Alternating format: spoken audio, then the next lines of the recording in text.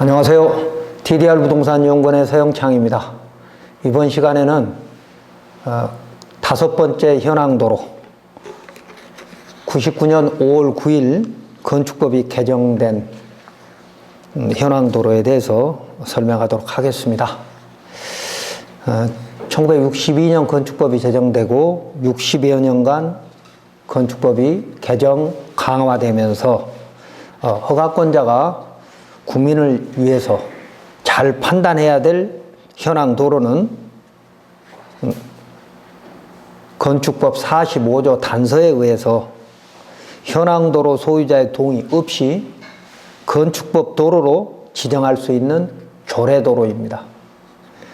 다시 말하면 1934년부터 1976년 1월 31일까지는 너비 4m 이상의 현황 도로는 건축법 도로 지정 없이 곧바로 건축법 도로가 되었으며, 같은 기간에 너비 4m 미만의 현황 도로는 허가권자가 그 위치를 지정한 것만 건축법 도로가 되었습니다. 그 후 76년 2월 1일부터는 건축 허가 시 허가권자에 의해서 지정되는 건축법 도로는 너비 4m 이상이나 또는 막다른 도로인 경우에는 너비 2m, 3m, 6m이죠. 모두 그 현황도로 소유자의 동의, 즉 사용 승낙을 받아야만 건축법 도로로 지정할 수 있었습니다. 그런데 이런 지정 도로는 1976년 이후 99년까지 약 20여 년 동안 허가권자가 건축 허가 시 건축법 도로 위치를 지정하였지만 그 지정한 근거가 없는 현황 도로도 있었고, 어떤 현황 도로는 해외 이민 등으로 도저히 소유자를 찾을 수 없는 도로도 있어서 수많은 민원이 또는 주민 간의 분쟁이 발생하였습니다. 그래서 99년 5월 9일 건축법 45조 1항을 개정하여 그 단서에 현황도로 소유자의 동의 없이 건축위원회 심의를 거쳐 그 현황도로를 건축법 도로로 지정할 수 있도록 하였습니다. 법조문 한번 보도록 하겠습니다. 건축법 45조 도로 지정 폐지 또는 변경. 1. 허가권자는 제2조 1항 11호 나목에 따라 도로 위치를 지정 공고하려면 국토교통부령이 정하는 바에 따라 그 도로에 대한 이해관계인의 동의를 받아야 한다. 그러니까 건축법 도로 중 감옥의 법정도로는 보상도 하고 신설 고시를 해야 되는 것이지만 나목의 지정도로는 허가 신청자가 이용권을 허가권자에게 제공하면 허가권자는 건축법 도로로 지정을 하는 것이죠. 그렇기 때문에 토지 소유자의 동의가 없이 배타적 사용 수익권을 제한할 수 없었던 것이죠. 그래서 동의가 필요한 것이 원칙이었으나 여기에 이제 단서가 99년 5월 9일부터 생깁니다.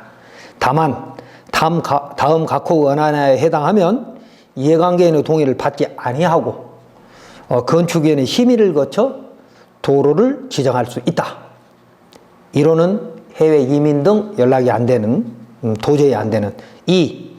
주민이 오랫동안 통행로로 이용하고 있는 사실상의 통로로서 해당 지방자치단체의 조례로 정하는 것인 경우.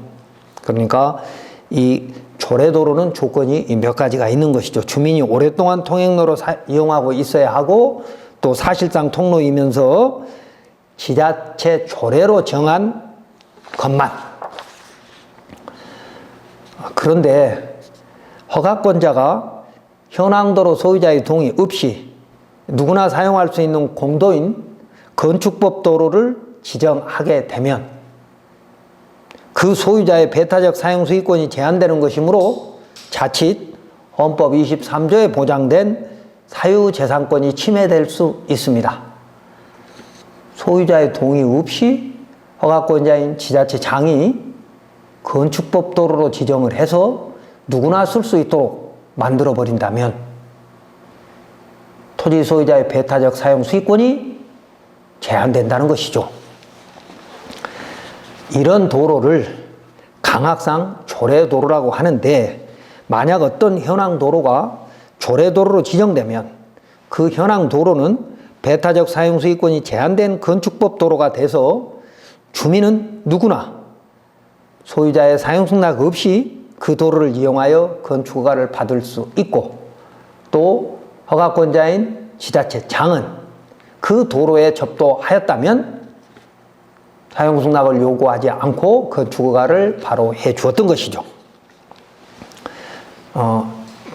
그리고 이런 건축법 지정 도로가 나중에 협의 또는 수용 등의 이유로 보상을 받게 될 때는 토지보상법에 의해서 주변 평가액의 3분의 1 밖에 보상을 받지 못하게 되는 불이익이 있을 수 있으므로 지자체장은 현황 도로의 조례도로 지정을 신중해야 합니다. 법조문 한번 보겠습니다. 공익사업을 위한 토지의 취득 및 보상에 관한 법률 시행규칙 제26조에 보면 도로 및 국어 부지의 평가, 그래서 1. 사실상의 사도 부지는 인근 토지에 대한 평가액의 3분의 1이다.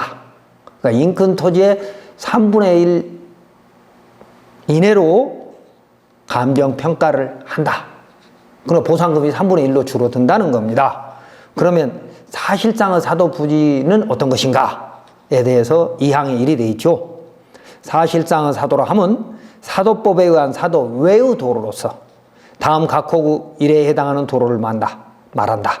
사도법의 사도는 5분의 1입니다. 보상가가. 그런데 사실상의 사도는 3분의 1입니다. 주변 감정평가액에. 그러면 사도의 종류는 크게 4가지로 법이 정했습니다. 첫 번째, 도로 개설 당시의 토지 소유자가, 건축법 도로 개설 당시의 토지 소유자가 자기 토지의 편익을 위하여 스스로 설치한 도로.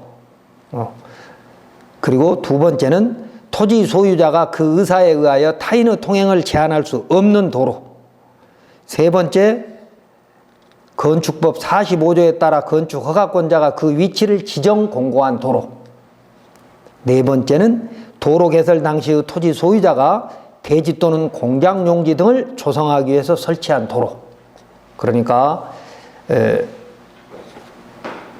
건축 허가 때 허가권자가 건축법 도로로 지정한 것은 주변 토지의 3분의 1 값으로 밖에 평가를 받을 수 없는 불이익이 생긴다는 것이죠.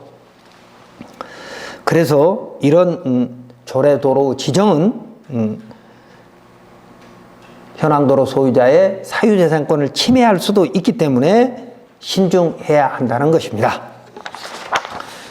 자, 그러나 허가권자는 이런 현황도로 소유자의 배타적 사용 수익권의 보호도 중요하지만 그보다도 이 현황도로를 이용하는 주민의 이용권, 이게 공익이죠.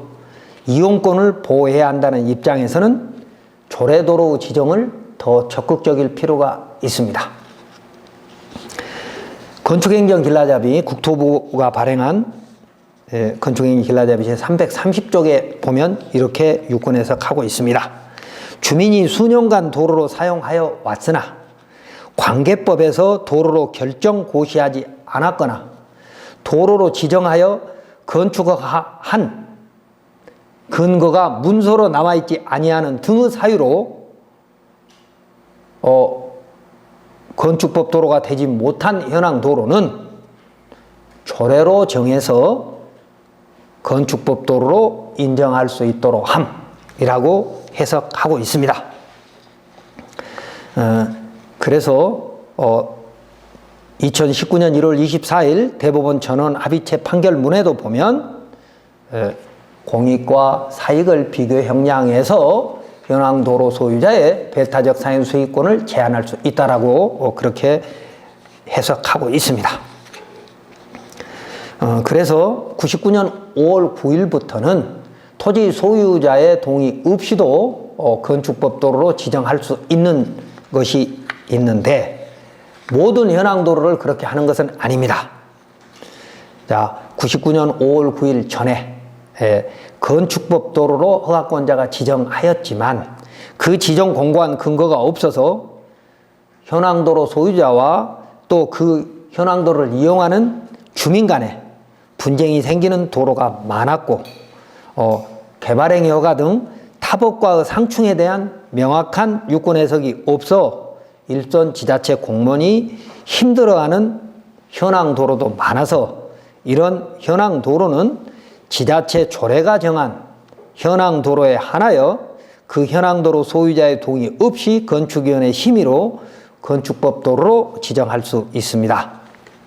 또한 건축법 도로관리대장의 부실과 건축법 44조의 접도 의무 예외 해당 건축물의 출입에 지장이 없다고 허가권자가 인정되는 경우 건축물 진입로가 된 현황도로에 대해서는 배타적 사용수익권의 포기 또는 제한에 대한 판단이 쉽지 않지만 현황도로 소유자가 주민자조사업 등으로 개설한 도로는 배타적 사용수익권을 스스로 포기한 것으로 보고 조례도로로 지정할 수 있을 겁니다. 전국의 많은 지자체 중에서 대표적인 지자체를 조례를 한번 보도록 하겠습니다. 전국 167개 지자체장은 각기 건축조례를 가지고 있는데 이 건축조례에는 조례도로로 지정할 수 있는 현황도로 종류가 아주 다양합니다. 그래서 167개 지자체 중에서 건축법의 조례도로에 대한 입법 취지를 제대로 이해하지 못하는 지자체가 의외로 많고 그 입법 취지는 현황도로 소유자의 재산권도 보호하면서 주민의 이용권, 즉 공익도 동시에 보호해야 된다는 것인데도 불구하고 그렇게 안 하고 있는 지자체가 더 많다는 것이죠. 다시 말하면 모든 현황도로의 구조 및 너비 기준이 건축법 도로 기준에 맞는 경우에 한하여 그 현황도로 소유자의 배타적 사용수익권이 포기된 것 같은 현황도로를 건축법 도로로 지정할 수 있는 것이 아니라 지자체 조례로 정한 현황도로만 건축위원회의 심의를 거쳐 건축법 도로로 지정할 수 있다는 것입니다.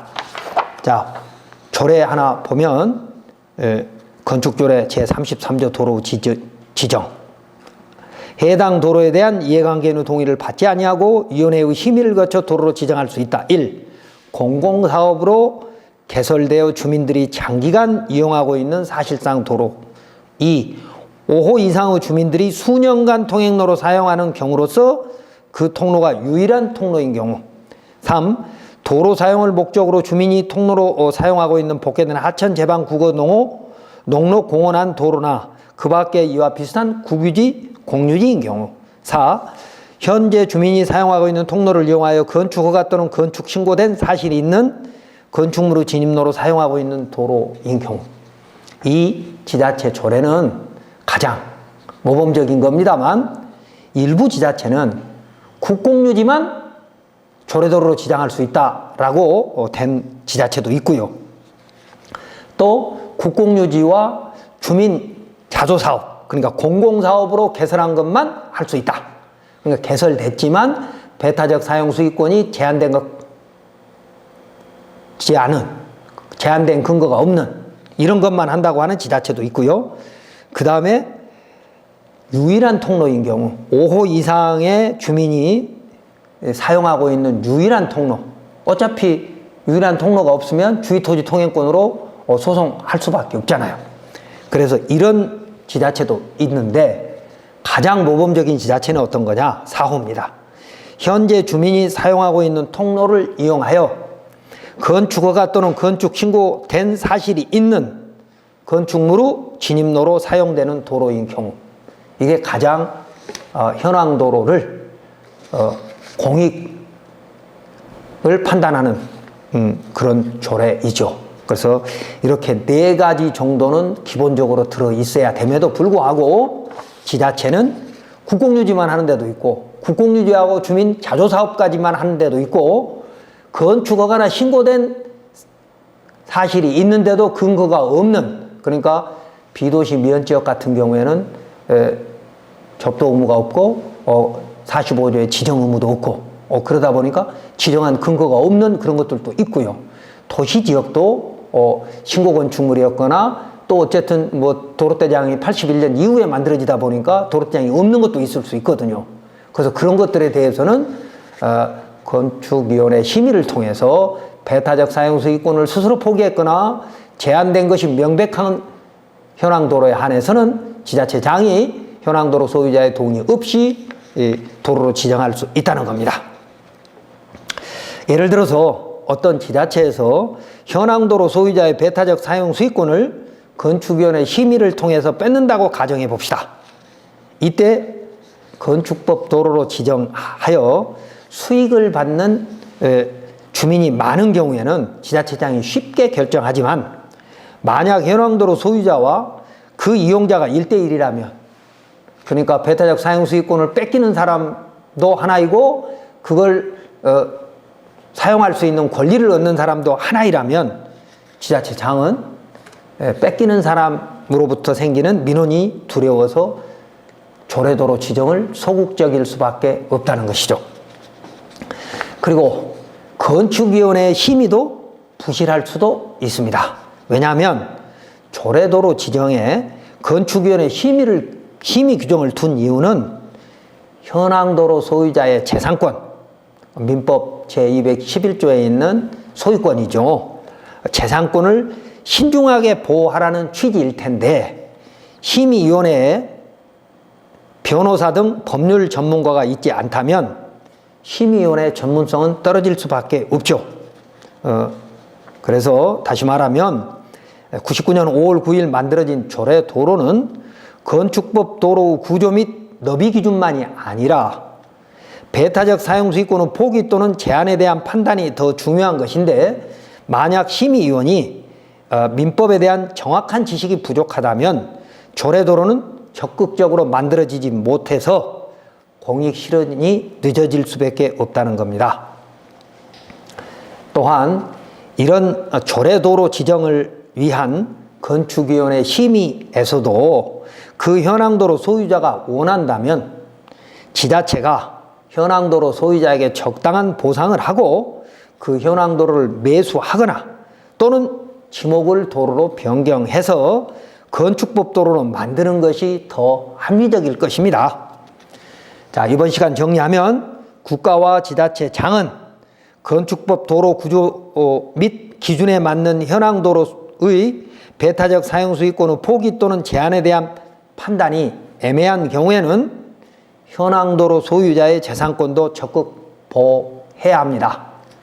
반면 그 현황도로를 이용해야 하는 주민들을 위해서 지자체가 적극 나서서 조례도로 지정은 물론 민사사안이기 때문에 지자체가 나설 수 없다는 핑계로 그 해결을 허가 신청자인 국민에게 미루지 말고 어떻게든 주민 간의 분쟁을 해결해 주어야 한다는 것입니다.